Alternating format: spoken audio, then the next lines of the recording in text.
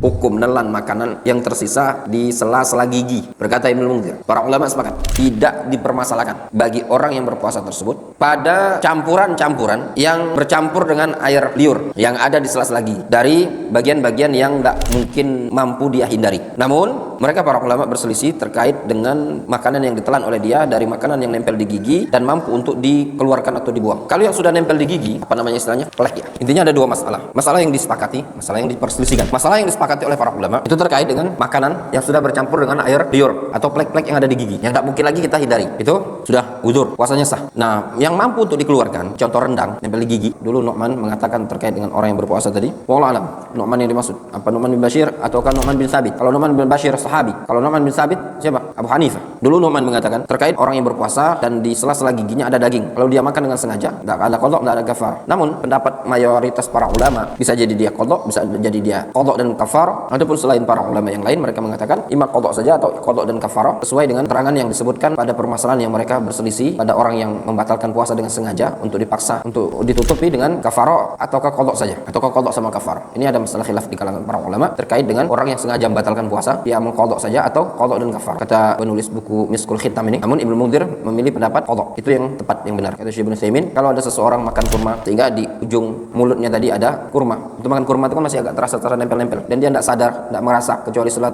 terbit fajar. Maka pada kondisi seperti ini dia muntahkan, puasanya sah, tidak masalah. Namun kalau ada ngerasa manis-manis di mulut antum telan sisa kurma tadi, puasa antum batal.